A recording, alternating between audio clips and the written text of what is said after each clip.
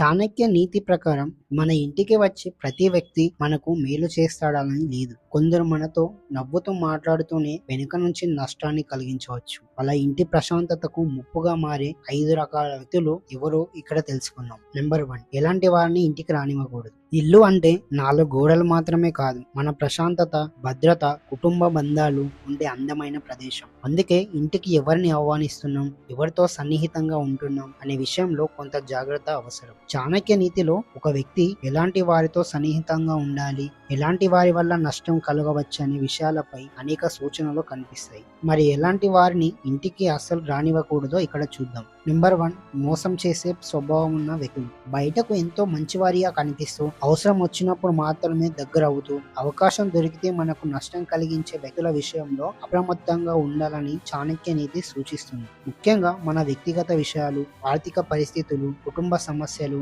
భవిష్యత్తు ప్రణాళికలు వంటి విషయాలను ఇలాంటి వారి ముందు చర్చించడం సమస్యలకు దారి తీయవచ్చు. నెంబర్ 2, ఇతరులకు హాని చేసే స్వభావం ఉన్నవారు. మాటలతో అయినా చేతలతో అయినా ఇతరులను బాధ పెట్టడం అలవాటుగా ఉన్న వ్యక్తులతో సన్నిహితంగా ఉండటం ఇంటి ప్రశాంతతను దెబ్బతీయవచ్చు. ఎప్పుడు గొడవలకు దిగడం, ఇతరులను అవమానించడం, చిన్న విషయాలను పెద్దవిగా మార్చడం, కోపాన్ని అదుపులో పెట్టుకోలేకపోవడం వంటి లక్షణాలు ఉన్న వారిలో జాగ్రత్తగా ఉండాలని చాణక్య నీతి చెబుతుంది. ఇంట్లోకి వచ్చే వ్యక్తి వల్ల కుటుంబ సభ్యుల్లో భయం లేదా అసౌకర్యం ఏర్పడుతున్నట్లయితే వారిని దూరంగా పెట్టడం మంచిదని చాణక్య నీతి గుర్తు చేస్తుంది. నెంబర్ 3, అబద్ధాలతో జీవించే వ్యక్తులు. నమ్మకాన్ని ఉపయోగించుకొని ఇతరుల నుంచి డబ్బు లేదా ప్రయోజనాలు పొందే వారితో దూరంగా ఉండటం మంచిది. చాణక్య నీతిలో నమ్మకానికి ఎంతో ప్రాధాన్యం ఉంది. ముఖ్యంగా మన బలహీనతలు, కుటుంబ పరిస్థితులు తెలిసిన వ్యక్తి వాటిని వ్యతిరేకంగా ఉపయోగించుకునే అవకాశం ఉంటే మరింత అప్రమత్తంగా ఉండాలి. ఇంటికి తరచూ వచ్చే వ్యక్తి మన వ్యక్తిగత విషయాలను బయటకు చెప్తున్నాడా,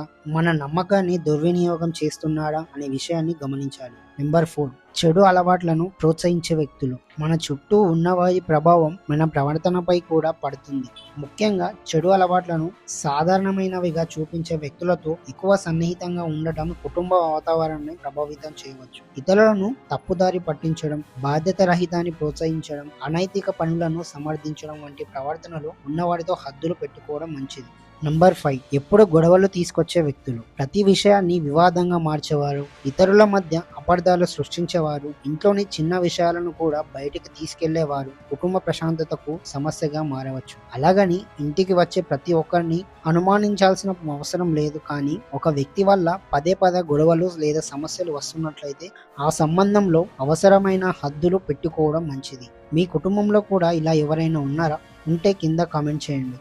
వీడియో నచ్చితే లైక్ చేసి మీ ఫ్రెండ్స్ అండ్ ఫ్యామిలీకి షేర్ చేయండి. కింద సబ్స్క్రైబ్ బటన్ నొక్కి పెట్టండి.